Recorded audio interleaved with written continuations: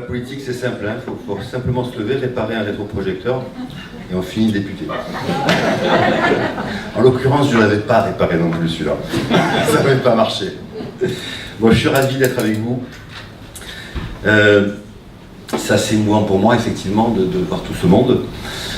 Je salue bien sûr les nombreux maires qui sont ici. Donc Jean-Luc Savy, le maire de Juvignac, Magali Ferrier, Madame le maire de Vic-la-Gardiole.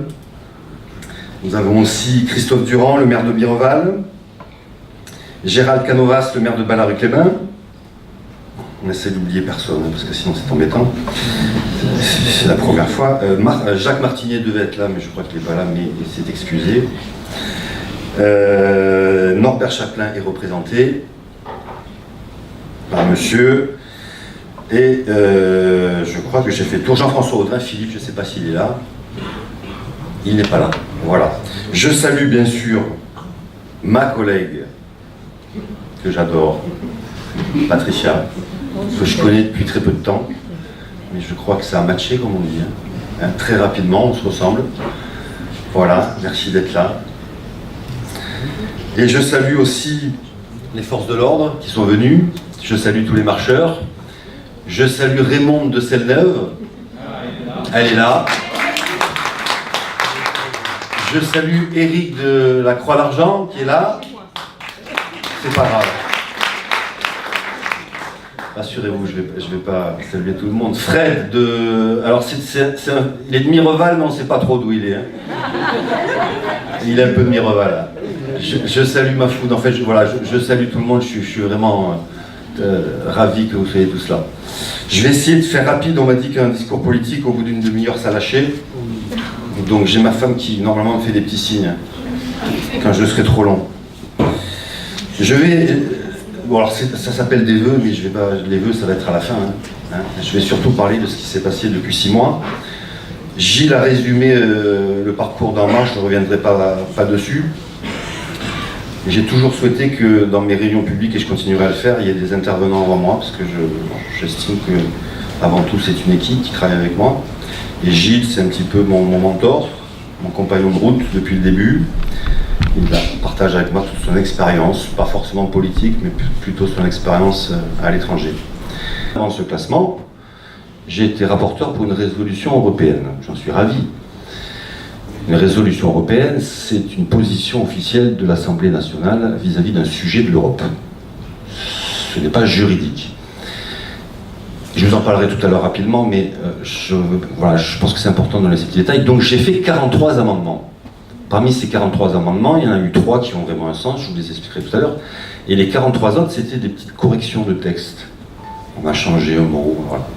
Et donc, voilà, ces 40 amendements rédactionnels comptent autant qu'une loi, en définitive. Voilà. Et donc, je suis sorti 188e. Donc, voilà, on veut être transparent, on n'a rien à cacher. Voilà, le boulot, on le fait en circo, on le fait à Paris. Venez nous interroger, regardez les réseaux, voilà, ce que je sais c'est qu'on bosse, et de toute façon c'est pas possible, c'est un tel honneur d'être député, comment vous pouvez imaginer le matin quand on se lève qu'on n'a pas envie de poser. Voilà, et on va le faire disparaître ce classement. Alors il faut imaginer au tennis, puisque j'adore le tennis, imaginez qu'au tennis, le classement final, ça soit par exemple sur le nombre d'aces.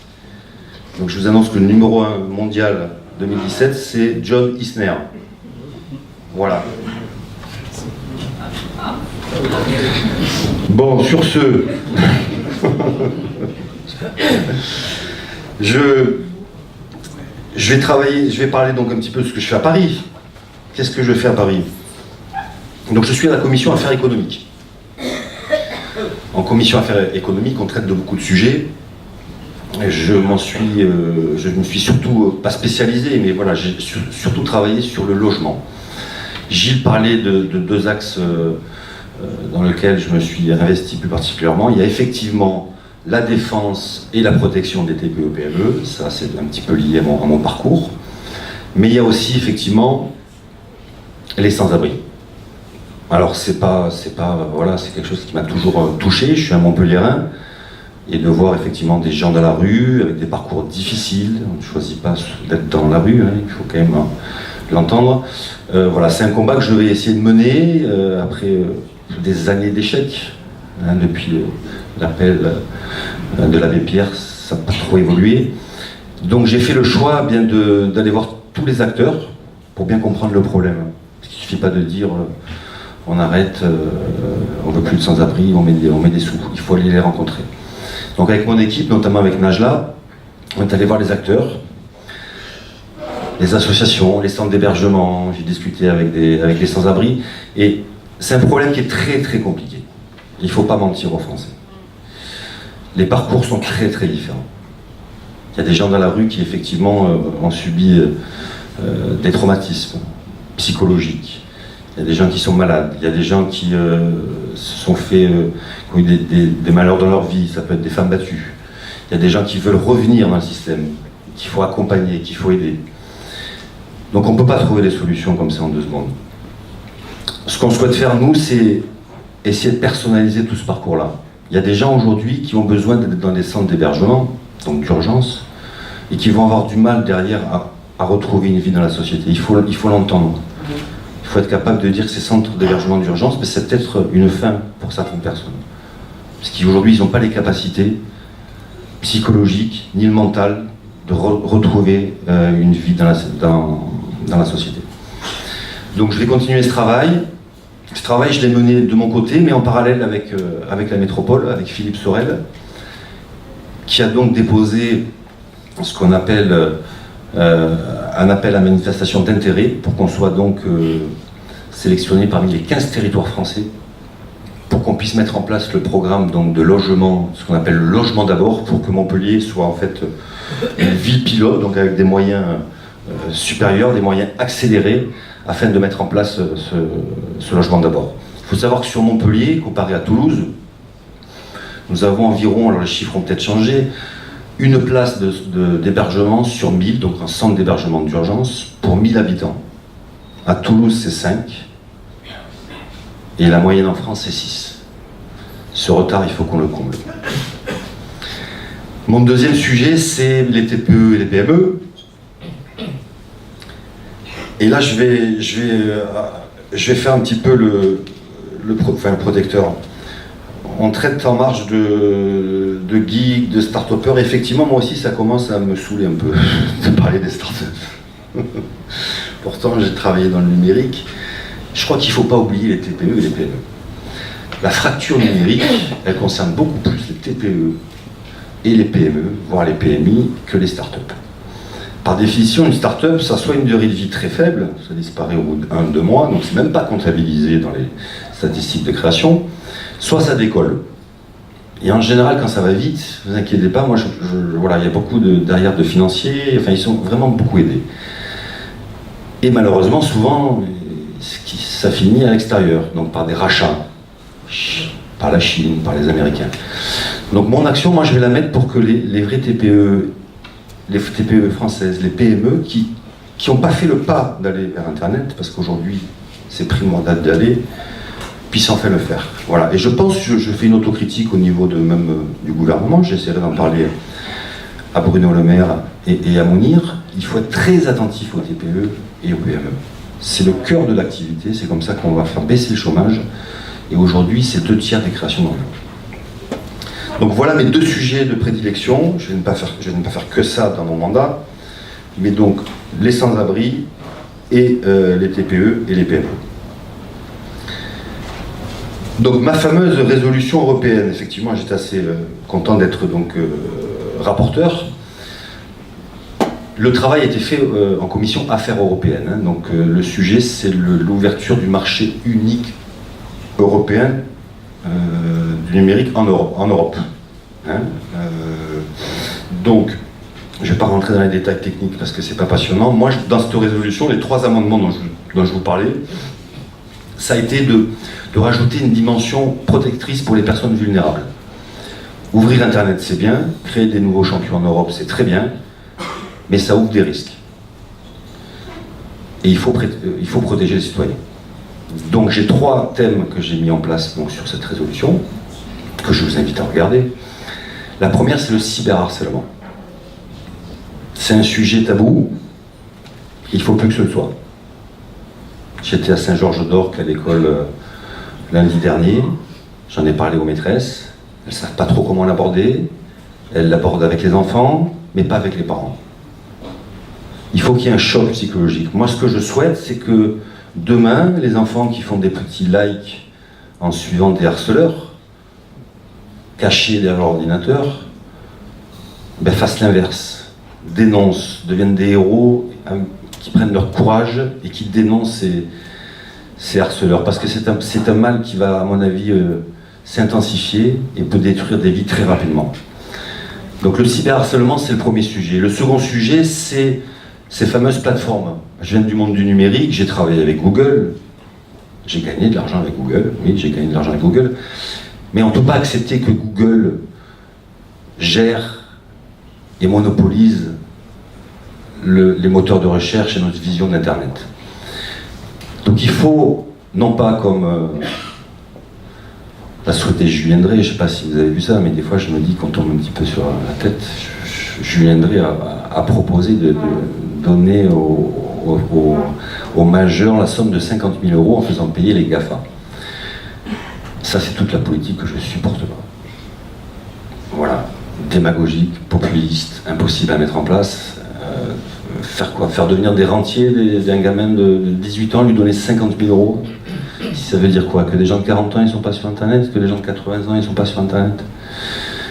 Bon, c'était la petite aparté, mais voilà, le sujet il est compliqué, on a en face de nous des mastodons, donc il faut les piquer sur notre défense. Notre défense, c'est le juridique.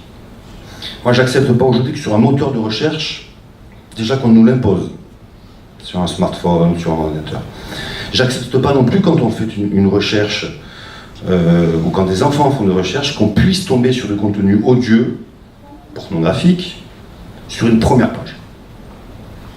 Alors, ils ne sont pas responsables du contenu, par contre, ils sont responsables du tri. Ils peuvent très bien rentrer dans ce tri, dans ces algorithmes, et changer cette méthode. Ça, c'est un combat, il faut qu'on s'y mette, qu'on le dénonce. À la télé, quand il y a un programme dangereux, il y a le moins de 12 ans. Il faudra aussi le faire sur Internet. Alors, je nomme Google, il y a Bing, il y aura d'autres moteurs de recherche. Je suis pour cette liberté, mais il faut derrière une protection. Et le troisième niveau, c'est protéger les personnes qui ne sont pas à l'aise avec Internet et qui peuvent subir des arnaques. Ce que j'appelle les personnes fragiles. Donc soit par du mail, je pense que tout le monde a reçu un jour un petit mail d'un copain d'un pays voisin en réclamant 20 000 €, ou un ordinateur qui planté en 2 secondes et qui vous demandait 400 € pour être restauré. Voilà, ça c'est des combats qu'il va falloir mener parce que c'est une perte de temps, ça nous permet ça permet de créer de nouveaux trafics, des trafics cachés. J'en ai parlé avec les forces de l'ordre et ils m'ont bien confirmé que c'est un combat de tous les jours. Et donc ça aussi, je vais avec les forces de l'ordre, donc les services de la police, la gendarmerie, essayer de voir un petit peu comment on peut améliorer ce sujet. Voilà, sur la Circo, j'ai parlé un peu trop de Paris, là, je l'aime tellement, ma Circo, qu'il faut quand même que j'en parle. Sur la Circo, j'ai des maires merveilleux et merveilleuses. Non, je suis sincère. Bon, il y en a un avec qui je m'entends un petit peu moins bien. Voilà, on va voir si ça va s'améliorer, mais c'est vrai qu'il s'est permis de diffuser mon téléphone personnel à toute la France. Je trouve ça un petit peu moyen. Bienvenue en politique. Et souvent dans la presse, j'entends qu'il me consulte, mais en fait il le dit dans la presse et je suis pas au courant. Donc c'est une méthode que je trouve un petit peu moyenne. Bon, d'ailleurs ce soir je l'avais invité, j'ai pas eu de réponse, c'est le seul. Mais bon, peu importe, hein. Moi ce qui m'importe c'est les Frontignanais et je lâcherai pas. Ma permanence elle est à Frontignan, j'irai au vœu du maire de Frontignan, j'y étais, je serai présent et je vais continuer à travailler et à ne pas changer. Et je couperai pas de ruban à Frontignan, mais c'est pas très grave de couper des rubans. Ce qui est important, c'est d'être au contact des gens. Donc je vais continuer à parler aux Frontignanais, parce que Frontignan, c'est 16% de chômage. Frontignan, c'est une ville qui est magnifique et qui a besoin d'être modernisée. Il y a un hôtel à Frontignan. Un hôtel à Frontignan. Donc il va falloir, à mon avis, bouger un petit peu les choses. Le lien entre Paris et la Circo, c'est Passerelle Circo. Passerelle Circo, j'en suis fier. J'en suis fier parce que j'ai proposé au groupe donc, de lancer ce concept. Le concept est extrêmement simple, c'est d'organiser un échange, d'inviter un collègue député, le plus loin possible d'ailleurs, parce que avec Patricia ça sert à rien, on connaît tout, on fera pas une passerelle ensemble. Donc j'ai invité Rodrigue Oquendo, député de Seine-et-Marne. Donc le premier voyage a été chez lui. Et ça a été des moments importants, alors très rapides, hein, ça dure une journée ou deux, mais ça permet de comprendre des réussites locales à l'extérieur et de pouvoir éventuellement les dupliquer chez nous. Ça permet aussi de rencontrer des élus, des électeurs. Et donc Rodrigue est venu en octobre à Montpellier, il en garde un super souvenir, il a rencontré Jean-Luc à l'école de Juvignac, cette magnifique école Nelson Mandela. Il a le projet de monter cette école, alors pas dans les prochains mois, c'est compliqué, mais voilà, donc ça c'est du concret. On a fait un petit tour ensuite à Ballaruc-les-Bains, au terme, alors c'était pas pour le plaisir, hein. mais monsieur le maire de Ballaruc a eu, voilà, à travailler sur les termes, sur une notion que j'apprécie beaucoup. Il a changé donc au niveau du statut, je ne vais pas rentrer dans les détails, mais du statut donc, du centre thermal en faisant travailler à la fois le privé et le public. Et c'est vrai que c'est... Voilà, aujourd'hui on a un établissement qui est magnifique, qui est rentable, on a des salariés qui sont heureux, qui touchent des primes, et on a quand même le premier centre, ce Ballaruc-les-Bains, c'est le premier centre thermal de France, donc c'est quand même une grosse fierté.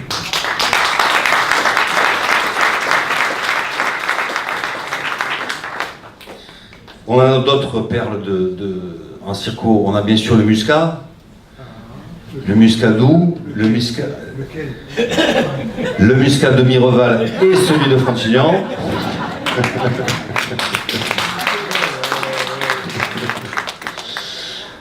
Voilà, donc j'ai amené mes petites bouteilles, tu le sais, et ça a été très apprécié au restaurant donc, de l'Assemblée nationale. Ils ont vraiment apprécié, ils ont préféré le sans aucun doute. Je ne dis pas d'où il vient, mais je crois qu'il vient de Mireval. Bon, c'est la petite anecdote, mais je pense qu'un député, c'est important qu'il mette en avant le terroir. Et c'est par ces petites actions qui sont extrêmement simples à mettre en place qu'on peut mettre en avant tous les trésors. Les autres trésors, c'est aussi un que j'ai découvert à Murviel-les-Montpellier, c'est le site archéologique. Je ne sais pas si beaucoup de personnes savent ici, mais il y a un site archéologique exceptionnel à Murviel-les-Montpellier. Et donc j'ai décidé pendant mon mandat, dans chaque ville, de faire découvrir une perle.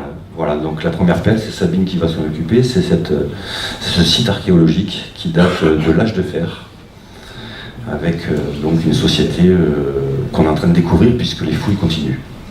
Voilà, donc sur le mandat, on va faire découvrir, bien sûr, on va se mettre en contact avec les différentes mairies pour faire découvrir toutes ces perles.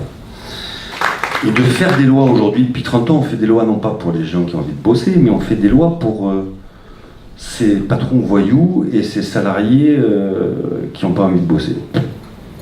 Il faut inverser, il faut libérer, il faut laisser les gens qui ont envie de bosser, créer de la richesse.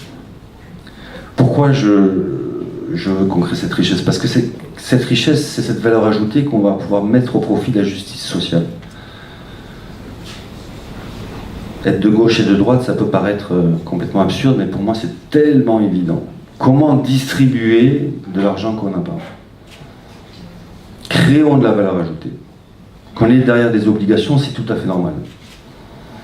Mais j'aimerais faire un petit...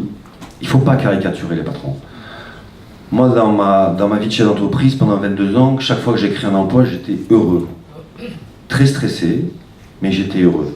Chaque fois que j'ai pu donner une prime à un salarié, j'étais heureux. C'est une équipe, c'est le partage de la richesse. Et ça, s'il vous plaît, voilà, Et je vous assure que je suis pas un cas isolé. Il y a énormément de patrons qui sont ravis d'embaucher, de donner des primes. Voilà. Je vais finir sur... Qu'est-ce que j'avais prévu de finir? Je sais plus. Ben, je vais bien sûr finir par inviter mon équipe exceptionnelle à me rejoindre, mais avant tout, je vais inviter Patricia à venir me rejoindre parce que je ne sais pas ce qu'elle va dire, mais elle a prévu un petit truc.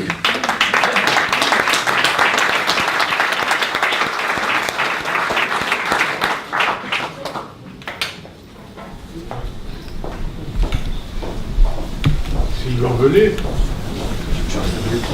Qui c'est qui a dit c'est Yvan Velay? Avec toute l'affection que j'avais pour Yvan Velay. Si je dis reçu longtemps que Yvan Velay, ça me va. Pardon.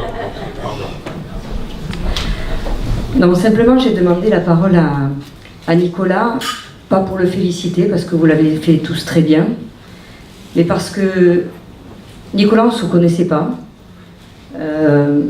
Moi, je veux dire que ça fait 20 ans que je parle aux gens. 20 ans que je parle aux citoyens. Et parfois, on rencontre par hasard des personnes comme Nicolas. Et ça passe de suite. Mais ça passe aussi parce que Nicolas, il a une force. C'est ce qui m'a permis d'être ce que je suis aujourd'hui. C'est sa famille. Et je voudrais sincèrement honorer son épouse, Sophie, qui fait un travail exceptionnel.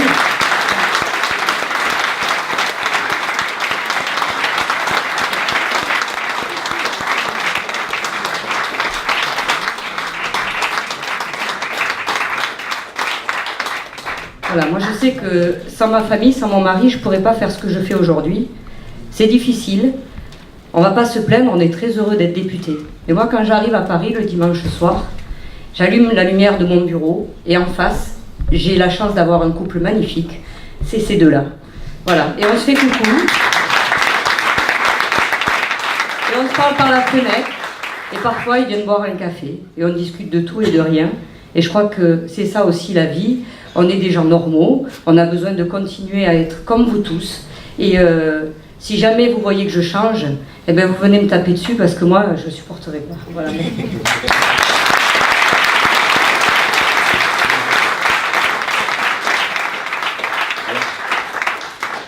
Je me vois obligé, merci Patricia, je me vois obligé de préciser que ma femme n'est pas payée. Qu'elle est invitée permanente, bénévole, voilà. Et elle rentre jamais à la brasserie, elle va jamais dans les vœux, elle boit jamais, elle mange jamais. Voilà. Non, je finis sur une petite... ouais, c'est peut-être moins drôle, mais j'ai oublié, j'ai relu mes notes, j'ai oublié deux choses, donc Patricia me permet de lire. Voilà. Je voudrais vous dire, quand vous entendez dans les médias qu'une députée se plaint parce qu'elle mange des pâtes, qu'elle doit aller dans son grenier aller chercher des vêtements, je vais vous dire, ça m'insupporte. Mais je rectifie, attention.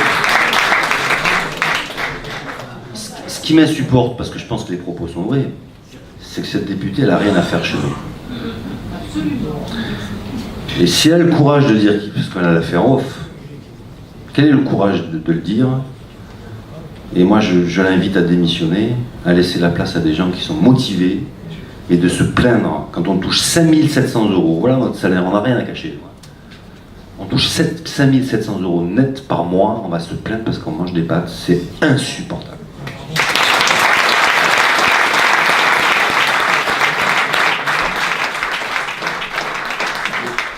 Et je finirai, alors c'est toujours un peu casse-gueule, mais je vais quand même finir, je parlais des... Et ouais, je m'avachis, mais c'est... Non, mais c'est presque fini.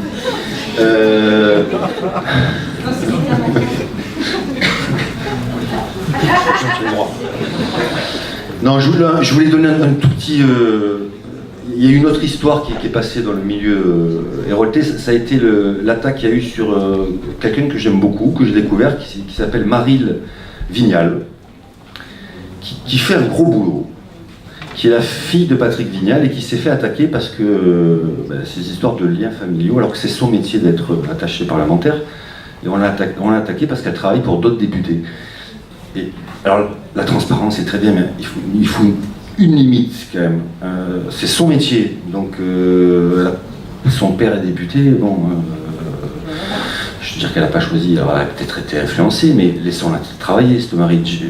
J'ai failli l'embaucher pour vous dire, elle est brillante, elle bosse, elle a une sacrée expérience. Donc je pense que c'est bien des fois de rectifier un petit peu les choses, parce qu'effectivement on la voit tout le temps. Ce qui n'était pas le cas d'une autre parlementaire bien connue qui n'a jamais mis les pieds à l'Assemblée. Ça m'embête de finir sur cette note-là.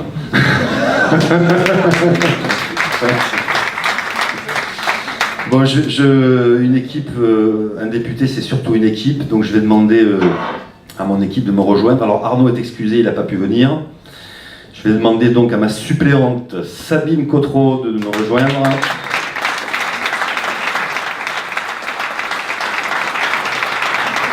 Najla Messaoudi,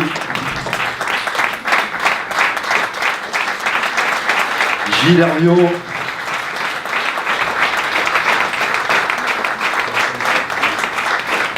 Romain,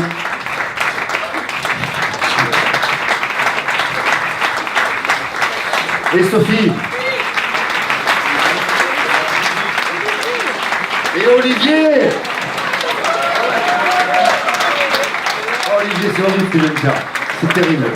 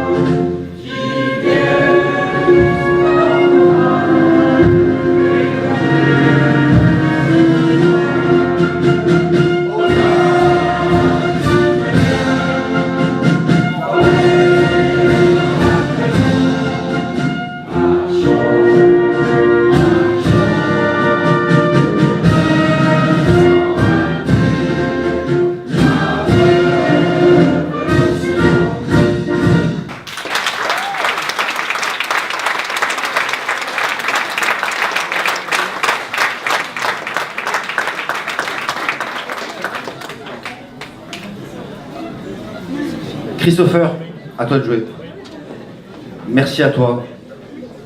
Juste, alors, on va passer donc au programme des réjouissances maintenant. Christopher. Je m'interromps. Je suis un novice en politique. J'ai oublié un truc important. Bonne année 2018.